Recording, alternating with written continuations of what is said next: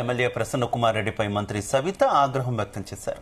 గతంలో నల్లపురెడ్డి ప్రసన్న కుమార్ రెడ్డి, వేమిరెడ్డి ప్రభాకర్ రెడ్డి, ప్రశాంత్ రెడ్డి ఒకే పార్టీలో ఉన్నారన్నారు. గత 10 ఏళ్ల పాటు ప్రసన్న కుమార్ రెడ్డికి కనిపించలేదా అని ప్రశ్నించారు. సోదరి సమానురాలైన ప్రశాంత్ని దూషించిన వైసీపీ నేతలు సమాజానికి ఏం సందేశం ఇస్తున్నారని మండిపడ్డారు. ఇక ఒక మహిళపై పోటీ చేసి ఓడిపోయారని ఆ మహిళను దూషిస్తారా అంటూ ఫైర్ అయ్యారు. ప్రసన్న కుమార్ రెడ్డి చేసిన వ్యాఖ్యలను ఆంధ్రప్రదేశ్ ప్రజలంతా చూస్తున్నారన్నారు. ప్రసన్న కుమార్ రెడ్డి తక్షణమే ప్రశాంతి రెడ్డికి బహిరంగ క్షమాపణ చెప్పాలంటూ డిమాండ్ చేశారు మంత్రి.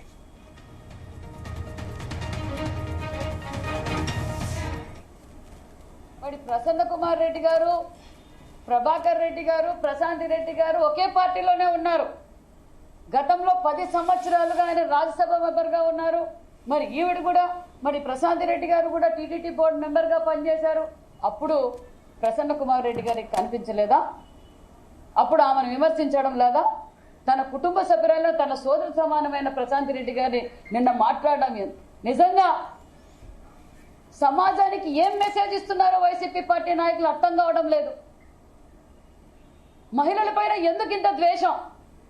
మొన్నటి రోజేమో అమరావతి రైతులపైన విమర్శిస్తారు, నోటికొచ్చింది మాట్లాడుతున్నారు. మరి ఈరోజు ఒక మహిళపై మీరు పోటీ చేసి ఓడిపోయారు.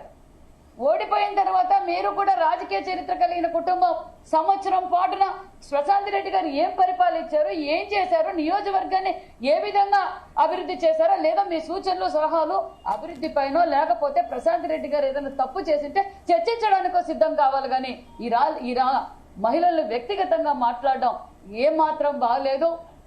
మహిళలందరూ చూస్తున్నారు. ప్రసన్న కుమార్ రెడ్డి గారు, మీరు ఆంధ్రప్రదేశ్ మహిళలందరి తరఫున మేము కోరుకునేది ఒకటే, మీరు ప్రశాంతి రెడ్డి గారికి క్షమాపణ చెప్పాల్సిందే. ఎందుకంటే మీ ఇంట్లో కూడా మహిళలు ఉంటారు. మా నాయకులు మాకు ఆ సంస్కారం నేర్పలేదు. మీ నాయకుడేమో డ్రైవర్ని కార్ కింద తొక్కించుకుంటా పోతే మీరు పట్టించుకోరు, రెచ్చగొడుతున్నారు ప్రజలందరినీ, రబర్ రబర్ రబర్ నరకాలంటారు. మీరు చూస్తే ఈరోజు మహిళల్ని ఇంత అసభ్యకరంగా, ఇంత అవమానంగా మాట్లాడుతున్నారు. ఇది మీ పార్టీ లక్ష్యమా? మీ మేనిఫెస్టోలో ఏమన్నా మహిళలపై ఈ విధంగా మాట్లాడాలనుకుంటున్నారా?